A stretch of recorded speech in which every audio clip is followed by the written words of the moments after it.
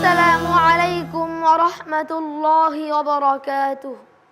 ওয়ালাইকুম আসসালাম ওয়া রাহমাতুল্লাহি ওয়া বারাকাতুহু। তাকমিল উদ্দিনকে প্রশ্ন করবেন। تكميل الدين اقرأ من قوله تعالى: بسم الله الرحمن الرحيم ألف لام ميم أحسب الناس أن يتركوا أن يقولوا آمنا وهم لا يفتنون.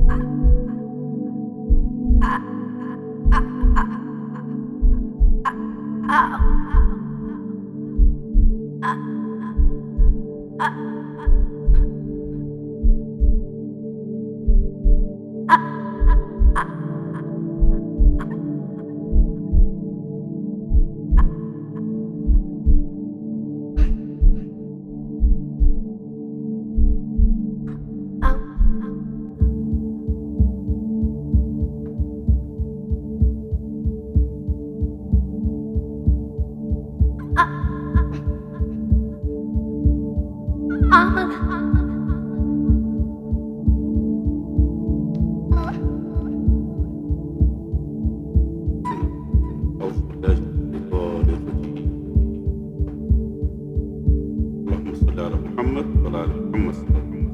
أعوذ بالله.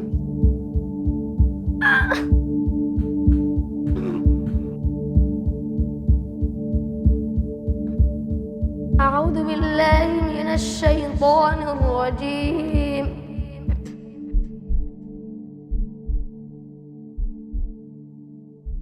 بسم الله الرحمن الرحيم. ألف لام ميم.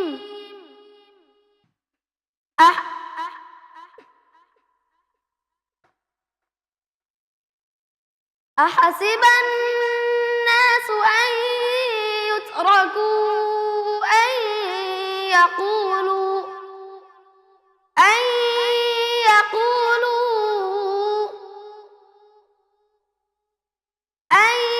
يقولوا آمنا وهم لا يفتنون. ولقد فتنا الذين من قبلهم فليعلمن الله الذين صدقوا وليعلمن الكاذبين.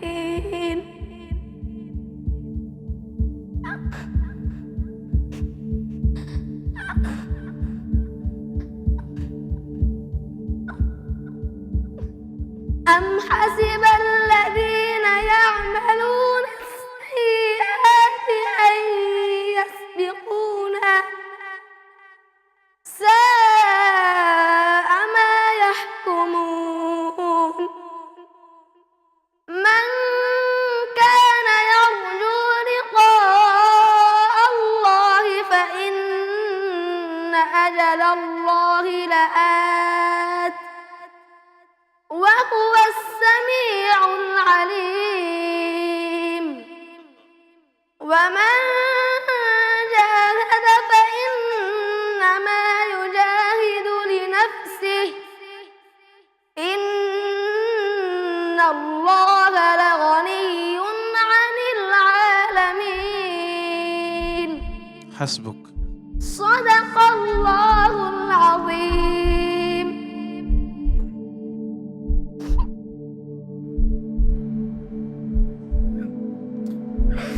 تكميل الدين.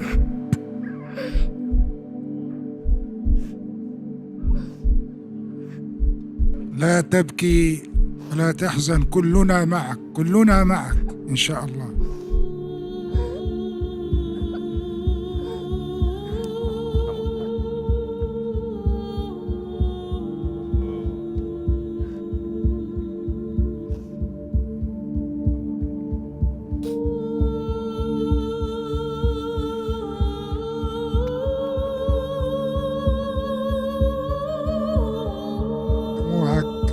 غالية جدا علينا، لا تبكي.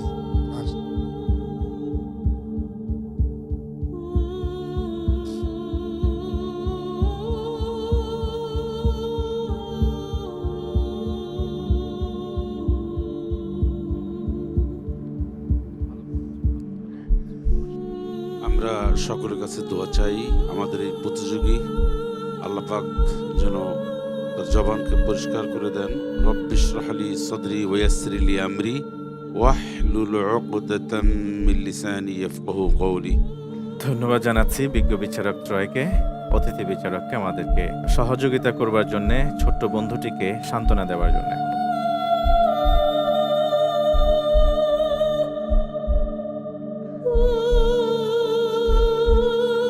বিজ্ঞ বিচারক অনেক সুন্দর কথা বলে গেছেন। কেমন তুমি অলরেডি সফল হয়ে গেছো, কোরআন মুখস্থ করেছো, দুশ্চিন্তার কোনো কারণ নেই।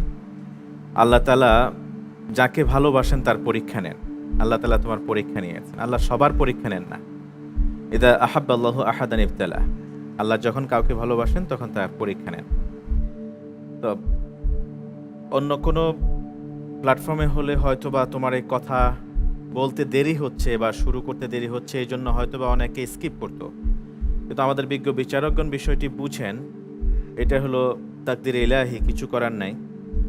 আমি তোমাকে আরেকটি কথা বলবো যে হযরত হুসাইন রাদিয়াল্লাহু তাআলা আনহু যখন ছোট ছিলেন, তার নানা রাহমাতুল আলামিন যখন মানুষের সাথে কথা বলতে বসতেন, তখন হুসাইন রাদিয়াল্লাহু তাআলা আনহু তার কাছে যেতেন, এক কথা বারবার বলতে চেষ্টা করতেন। তারও মুখে জড়তা ছিল ছোটবেলায়। তো তিনি এক কথা মুখ দিয়ে উচ্চারণ করতে শুরু করার আগে দীর্ঘ সময় চলে যেত।